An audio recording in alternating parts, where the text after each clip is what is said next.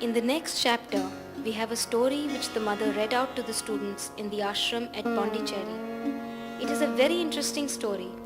It is the story of a pupil called Yusuf, a young Muslim boy who wanted to study, as in the story of Satyakama Jabla. Before we hear the story, let us hear what the mother had to say about it. This evening, I am going to read to you a short story which seems quite instructive to me. It is a tale of ancient times, of what used to happen before there were printing presses and books, of the days when only the Guru or the initiate had the knowledge and gave it only to those he considered worthy of having it. And for him usually, to be worthy of it meant putting into practice what one had learnt. He gave you a truth and expected you to practice it, and when you had to put it into practice, he consented to give you another. Now things happen quite differently. Everybody and anybody can have a book, read it, right through, and he is quite free to practice it or not as he pleases. This is all very well, but it creates a certain confusion in many minds, and people who have read many books think that it is enough and that all sorts of miraculous things must happen to them because they have read books, and that they don't need to make the trouble of practicing. So they become impatient and say, how is it that although I have read all this, I am still just the same person, have the same difficulties, haven't achieved any realization? I very often hear remarks of this kind. They forget only one thing, that they have obtained a knowledge, intellectual, mental knowledge, before having deserved it. That is, before having put into practice what they have read.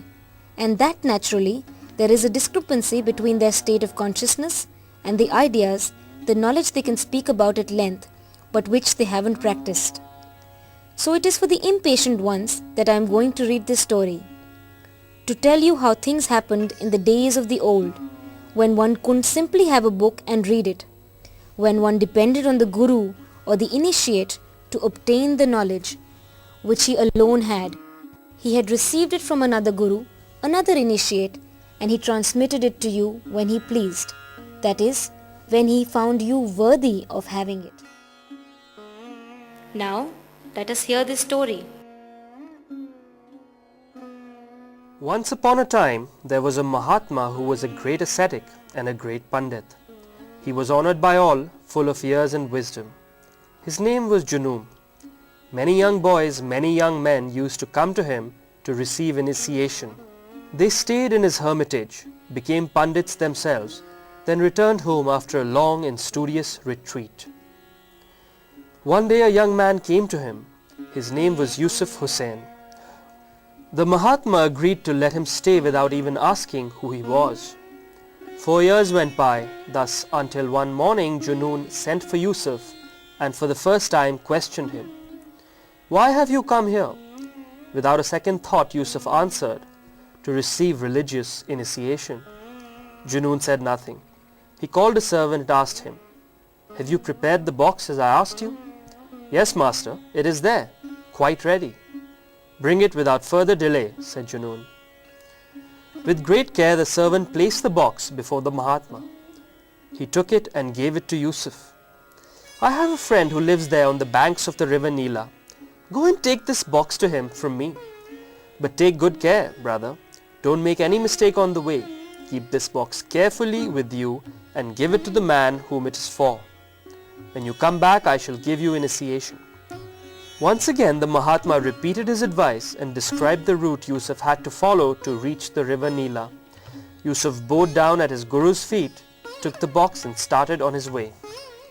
The retreat where the Mahatma's friend lived was quite far away, and in those days there were no cars or railways. So Yusuf walked. He walked the whole morning, then came the afternoon. The heat was intense and radiated everywhere. He felt tired. So he sat down in the shade of an old tree by the roadside to rest a little. The box was very small. It was not locked. Besides, Yusuf had not even paid attention to it. His Guru had told him to carry a box, and he had started off without another word. But now, during the afternoon rest, Yusuf began to think. His mind was free to wander with nothing to occupy it. It would be very rare indeed if on such occasions some foolish idea did not cross the mind. Thus his eyes fell on the box. He began to look at it. A pretty little box. Why, it does not seem to be locked. And how light it is! Is it possible that there is anything inside? So light. Perhaps it is empty. Yusuf stretched out his hand as though to open it. Suddenly he thought better of it. But no. Full or empty, whatever is in this box is not my concern. My Guru asked me to deliver it to his friend, nothing more.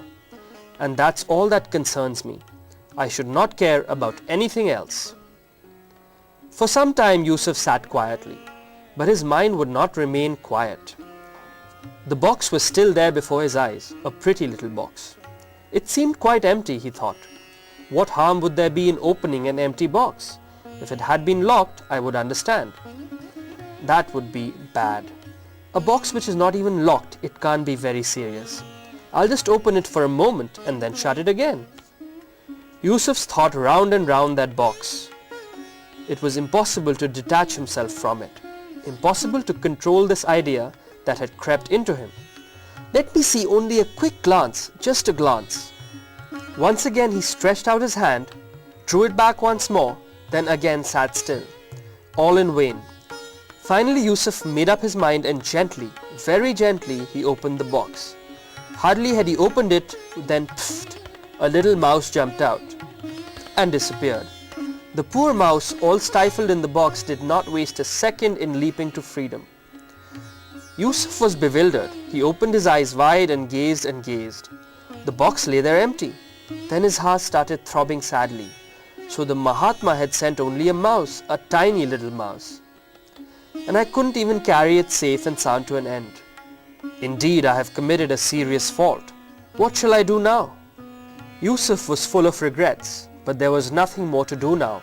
In vain he went round the tree, in vain he looked up and down the road. The little mouse had actually fled. With the trembling hand, Yusuf closed the lid and in dismay resumed his journey. When he reached the river Nila and the house of his master's friend, Yusuf handed the Mahatma's present to him and waited silently in a corner because of the fault he had committed. This man was a great saint. He opened the box and immediately understood what had happened. Well, Yusuf, he said, turning to the young aspirant, so you have lost that mouse. Mahatma Junoon won't give you initiation, I am afraid, for in order to be worthy of the supreme knowledge, one must have a perfect mastery of one's mind. Your master clearly had some doubts about your willpower, that is why he resorted to this little trick to put you to the test. And if you are not able to accomplish so insignificant a thing as to keep a little mouse in a box, how do you expect to keep great thoughts in your head, the true knowledge in your heart? Nothing is insignificant, Yusuf. Return to your master, learn steadiness of character, perseverance. Be worthy of trust so as to become one day the true disciple of that great soul. Crestfallen, Yusuf returned to Mahatma and confessed his fault. Yusuf, he said, you have lost a wonderful opportunity. I gave you a worthless mouse to take care of and you couldn't even do that. How then do you expect to keep the most precious of all treasures, the divine truth? For that must have self-control.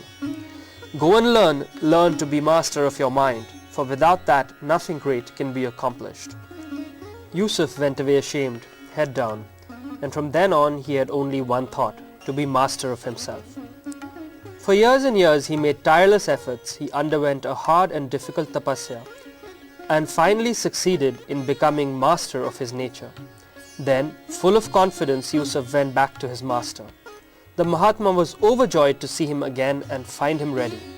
And this is how Yusuf received from Mahatma Junoon the great initiation. Many, many years went by. Yusuf grew in wisdom and mastery. He became one of the greatest and most exceptional saints of Islam.